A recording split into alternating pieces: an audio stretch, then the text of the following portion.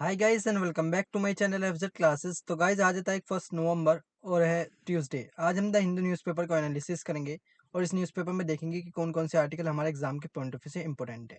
और अगर गाइस आपको इस न्यूज़पेपर का पीडीएफ चाहिए तो आप मेरा टेलीग्राम चैनल भी ज्वाइन कर सकते हैं, एफजेड क्लासेस हिंदू पीडीएफ। वहाँ से आपको डेली बेसिस पर इस न्यूज़पेपर की पीडीएफ मिल जाएगी। और एक बात और, आज महीने की 1 तारीख है और आज से आपको क्या बनानी है, स्ट्रेटेजी बनानी है। पूरे मंथ का आपको प्लान बनाना है, पूरे वीक का प्लान बनाना है और उसको फिर 30 में 31st में जब ये मंथ एंड हो जाएगा तो उसको सर्वाइव करना है, उसको रिवाइव करना है कि किस तरीके से मैंने इस चीज़ को इम्प्लीमेंट किया, किस तरीके से मैं फुलफिल कर पाया इस अपने जो मैंने टारगेट बनाया था।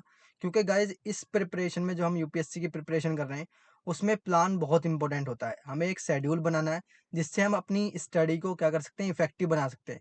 और मोस्ट इम्पोर्टेंट इस प्रिपरेशन में क्या है, हमें हमेशा रिवीजन करना है। हमें एक चैप्टर हमने पढ़ लिया तो उसका हमें संडे में एक वीक डे बना ले हम कि उसमें हमें क्या करना है, पूरे वीक में जो भी हमने पढ़ना है उसमें हमें क्या करना है, उसका रिवीजन करना है।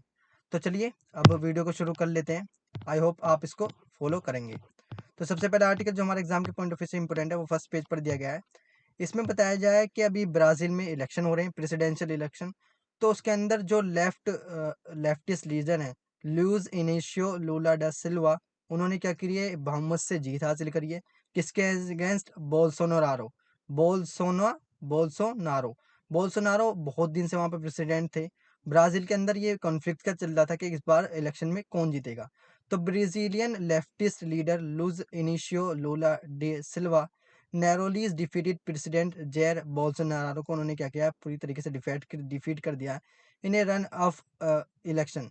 But the far right incumbent did not concede defeat on Sunday, raising concern that he might contest the result. लेकिन उसके बाद भी, इलेक्शन के बाद भी रिजल्ट डिक्लेयर नहीं हो पाया था संडे को। फिर मंडे को रिजल्ट डिक्लेयर हो पाया कि जो सिल्वा हैं वो क्या होंगे, ब्राजील के नए प्रेसिडेंट होंगे।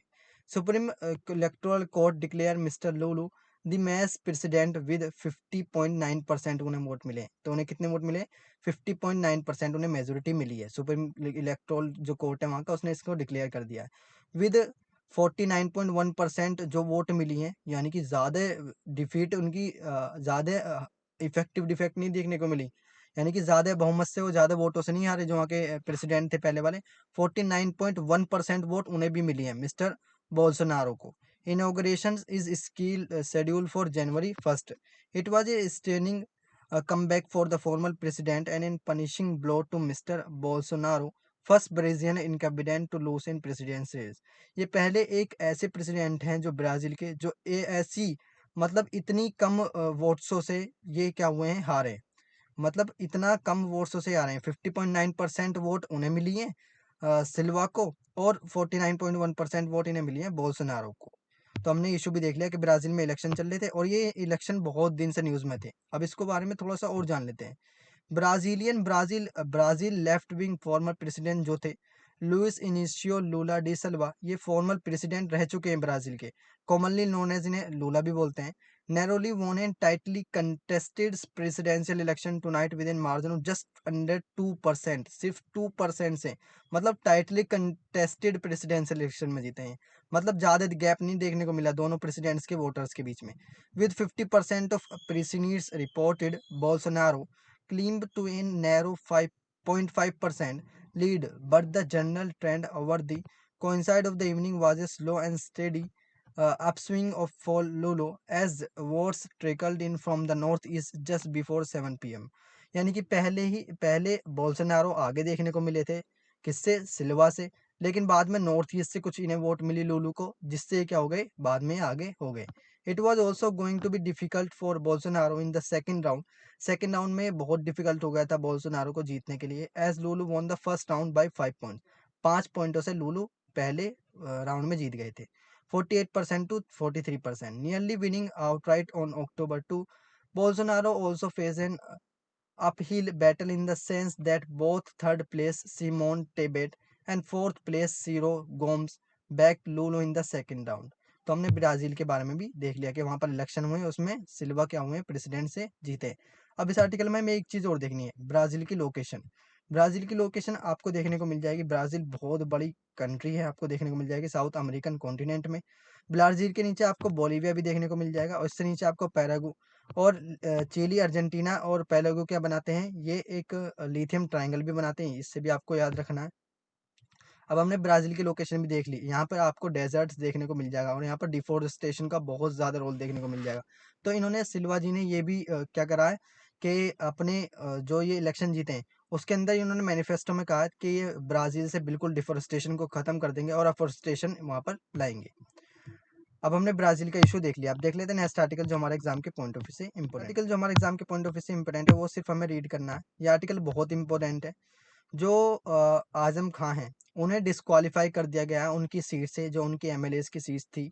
किसमें? यूपी असेंबली इलेक्शन में। यूपी असेंबली में जो उनकी क्या थी, सीट थी, उन्हें मेंबर ऑफ लेजिस्लेटिव असेंबली से उन्हें क्या कर दिया गया है, डिस्चार्ज कर दिया गया है। फेसिंग क्रिमिनल चार्जेज़, वो उन्होंने क्या करा था, क्रिमिनल चार्जिंग के देखकर ही उनको क्या कर दिया गया है, पूरी तरीके से उनको डिस्क्वालीफाई कर दिया। In the last such disqualification case, it look It took roughly 2 weeks for the Uttar Pradesh Assembly to issue notification for the disqualification of BJP Gosainganj MLA Indra Pratap ji को भी क्या कर दिया गया है, डिस्क्वालीफाई कर दिया गया है उत्तर प्रदेश असेंबली से। द डिस्क्वालिफिकेशन ऑफ आजम का, और अभी इन्हें, ये जो समाजवादी पार्टी के लीडर हैं, इन्हें अभी हेट स्पीच के अंदर इन्हों को क्या कर दिया गया है, इनको 3 साल की इम्प्रिजमेंट भी हो गई है। The disqualification of Azam Khan, Samajwadi party leader and 10 times MLA, ये क्या थे, 10 टाइम्स एमएलए थे फ्रॉम रामपुर सदर सीट से। कहाँ से? रामपुर सदर कॉन्स्टिट्यूएंसी से 10 बार एमएलए रह चुके हैं of the Uttar Pradesh assembly with in 24 hours of with conviction in 2019। 2019 में हेट स्पीच के द्वारा इनको क्या कर दिया गया है, इनको 3 साल की अभी इम्प्रिजमेंट में भी डाल दिया गया है। अब हमने इनके बारे में भी देख लिया। अब देख लेते हैं नेक्स्ट आर्टिकल जो हमारे एग्जाम के पॉइंट ऑफ व्यू से इंपॉर्टेंट है। हाँ, नेक्स्ट आर्टिकल जो हमारे एग्जाम के पॉइंट ऑफ व्यू से इंपॉर्टेंट है, वो है अभी ये बहुत दिन से न्यूज़ में देखने को मिल रहा है, केरला गवर्नमेंट और केरला के गवर्नर जो हैं आरिफ मोहम्मद खान, उनके बीच में बहुत ज़्यादा डिस्प्यूट चल रहा है। Kerala governor Khan sets the bell rolling as deadlines issue to vice chancellor ends by November 4। अगर हम पूरा इशू देखें बेसिकली, तो इन्होंने आरिफ मोहम्मद खान ने कहा था, वाइस चांसलर यूनिवर्सिटीज़ के 9 वाइस चांसलर से कहा था कि वो अपनी क्या करें, पोस्ट को पूरी तरीके से हटाएं, पोस्ट से वो क्या हो, रिमूव हो, और नवंबर 4 तक उन्हें क्या दें, उन्हें रिजाइनेशन लेटर मिल जाना चाहिए। फिर 2 और यूनिवर्सिटी को के वाइस चांसलर से उन्होंने कहा कि वो अपनी क्या करें, अपनी सीट्स को वहाँ से रिमूव करें। लेकिन वहाँ के जो चीफ मिनिस्टर हैं, उन्होंने कहा है कि ये उनका राइट्स नहीं है, उनका कॉन्स्टिट्यूशनल राइट्स नहीं है, ये ऐसे वाइस चांसलर को नहीं हटा सकते, और इसमें चीफ मिनिस्टर की एडवाइस भी लेनी पड़ती है। Kerala governor Arif Mohammad Khan is ready with a list of senior professional who may be given charge of vice chancellor, यानी कि जो सीनियर प्रोफेशनल हैं यूनिवर्सिटीज़ के, जिन्हें एज अ चार्ज किया जाता है वाइस चांसलर, उनके ऊपर इन्होंने क्या करा कि उनको रिमूव करने के लिए उनके बात करी। Once he decided to cancel the appointment of the existing vice chancellor of the state university, governor who is the chancellor of the state university, simple सी बात है, गवर्नर ऑटोमेटिकली, जो भी इंसान गवर्नर बन जाता है, वो ऑटोमेटिकली चांसलर बन जाता है पूरे स्टेट यूनिवर्सिटीज़ का। Has collected the name of the senior professional who has a maximum of 10 years of experience as per the norms prescribed by the university's grants commissions for appointment of a vice chancellors। तो हमने पूरा issue देख लिया कि उन्होंने कहा है कि वाइस चांसलर को अपनी पोस्ट रिमूव कर देनी चाहिए, मतलब उनसे अपनी पोस्ट ने वैकेंट कर देनी चाहिए। लेकिन वहाँ के जो सीएम है वो कह रहे हैं कि आपका राइट्स नहीं है। इस चीज़ पर वहाँ पे क्या चल रहा है, पूरी तरीके से डिस्प्यूट चल रहा है गवर्नर और वहाँ की सरकार के बीच में। अब देख लेते हैं नेक्स्ट आर्टिकल जो हमारे एग्जाम के पॉइंट ऑफ व्यू से इंपॉर्टेंट है। हाँ, नेक्स्ट आर्टिकल जो हमारे एग्जाम के पॉइंट ऑफ व्यू से इंपॉर्टेंट है, वो टेस्ट एंड कंटेस्ट में दिए गए। ये आर्टिकल सिर्फ हमें रीड करने हैं। इसमें एक फैक्ट बताया गया है, इसमें बताया गया है कि इंडियाज़ का जो शुगर प्रोडक्शन है, वो ईयर ऑन ईयर डिक्लाइन देखने को मिला है, मतलब उसमें डिक्रीमेंट देखने को मिला है। 14.7% का डिक्रीमेंट देखने को मिला है, drop off in sugar production year on year in India, world's major sugar producer. जो इंडिया है वो पूरी दुनिया का मेजर शुगर प्रोड्यूसर है। टू 4.05 लाख टन्स हम पूरे in the first months of 2022 to 2023, यानी कि एक महीने में हम इतना ज़्यादा 5.05 लाख टन शुगर प्रोड्यूस करते हैं। इस वजह से हम वर्ल्ड्स मेजर शुगर प्रोड्यूसर क्या हैं, कंट्री हैं। Marketing season, mills had manufactured 4.75 lakh tons of sugar during October in the 2021-22 marketing season. The sugar marketing season runs from October to September, यानी कि जो पिछली बार का डाटा था उससे काफ़ी कम देखने को मिला है इस बार शुगर का प्रोडक्शन। तो हमने ये भी देख लिया रिपोर्ट जो आई है। अब देख लेते हैं नेक्स्ट आर्टिकल, वो इसके राइट में दिया गया है, report on the physical deficit for the first half of the year, यानी कि फर्स्ट हाफ चला गया है पूरे फाइनेंशियल ईयर का, क्योंकि फाइनेंशियल ईयर कहाँ से स्टार्ट होता है, मार्च 31 से होता है। तो वो फाइनेंशियल ईयर का फर्स्ट हाफ बताया गया है कि उसमें फिजिकल डिफिसिट जो हुआ है ना, वो बताया गया है। तो 6.90 लाख करोड़ का फिजिकल डिफिसिट देखने को मिला है। Physical deficit the difference between expenditure और रेवेन्यू। बेसिकली फिजिकल डिफिसिट क्या होता है, रेवेन्यू और एक्सपेंडिचर का जो डिफरेंस होता है उसको ही हम क्या बोलते हैं, फिजिकल डिफिसिट बोलते हैं। ड्यूरिंग द फर्स्ट हाफ अप्रैल से सितंबर, यानी कि अप्रैल फर्स्ट से शुरू हो जाता है एक फाइनेंशियल ईयर, और अप्रैल से सितंबर में फर्स्ट हाफ हो जाता है of the financial year. Controller general of accounts का डाटा ही बताता है कि गवर्नमेंट्स का जो टोटल रिसिप्ट्स हैं इंक्लूडिंग टैक्स उसमें बताया गया है वो 12.03 लाख करोड़ की देखने को मिली है, और 52.7% पूरे बजट एस्टिमेट्स की देखने को मिली है। तो इस बार थोड़ा फिजिकल डिफिसिट 6.19 लाख करोड़ से फिजिकल डिफिसिट में देखने को मिला है पूरे बजट में जो उसका फर्स्ट हाफ हुआ है। अब देख लेते हैं नेक्स्ट आर्टिकल जो हमारे एग्जाम के पॉइंट ऑफ व्यू से हाँ, नेक्स्ट आर्टिकल जो हमारे एग्जाम के पॉइंट ऑफ व्यू से इंपॉर्टेंट है, इस आर्टिकल में हमें एक स्कीम पढ़नी है। इसमें गवर्नमेंट ने कहा है जो एमजी नरेगा स्कीम है उसको डिसेंट्रलाइज कर देना चाहिए, यानी कि उसको लोकल लेवल पर भी इम्प्लीमेंट करना चाहिए, और लोकल लेवल पर वो लोकल लोगों को पावर दे देनी चाहिए कि वो एमजी नरेगा को खुद चलाएं। Decentralise MG NREGA for better implementation says government study. मतलब अच्छा उससे इम्प्लीमेंटेशन हो सकता है इस चीज़ का अगर हम लोकल लेवल पर एमजी नरेगा को इम्प्लीमेंट कर दें। An internal study commissioned by the Ministry of Rural Development has argued for decentralization of Mahatma Gandhi National Rural Employment Guarantee Scheme। यानी कि मिनिस्ट्री ऑफ रूरल डेवलपमेंट ने कहा है कि किसी भी तरीके से हमें डिसेंट्रलाइज करना पड़ेगा Mahatma Gandhi national rural employment guarantee schemes को, जिसकी वजह से इसका बेटर वर्क हो सके, allowing for more flexibility at the ground level. यानी कि हमें फ्लेक्सिबल बनाना पड़ेगा इस स्कीम को, जिसकी वजह से इसका अच्छा यूज हो सके। तो इशू तो हमने देख लिया कि इसको डिसेंट्रलाइज करने की बात चल रही है। अब इस आर्टिकल में हमें एक चीज़ और पढ़नी है, वो है एमजी नरेगा के बारे में। एमजी नरेगा की बात करें तो Mahatma Gandhi national rural employment guarantee act 2005 से ही आया था, और एमजी नरेगा इसको बोलते हैं। अलियली हम इसे पहले क्या बोलते थे, national rural employment guarantee act और नरेगा बोलते थे। एक इंडियन लेबर लॉ है। क्या है, एक इंडियन लेबर लॉ है, और सोशल सिक्योरिटी इसमें देते हैं। Measure that aims to guarantee right to work, मतलब इसमें किसी भी पीपल्स को जो अनएम्प्लॉयमेंट है उसको राइट टू वर्क का अधिकार दिया जाता है, क्या उसको काम मिल जाएगा। दिस एक्ट वाज पास, ये एक्ट जो पास हुआ था वो 23 अगस्त में 2005 में हुआ था। Under the UPA government of prime minister Manmohan Singh ने इस एक्ट को क्या किया था, पास किया था। Following tabling of the bill in the parliament by the ministry for rural development Raghuvansh Prasad Singh, it aims to enhance livelihood security in rural areas by providing at least 100 days of wage employment in financial year to at least one member of every household whose adult members volunteer to do unskilled manual work।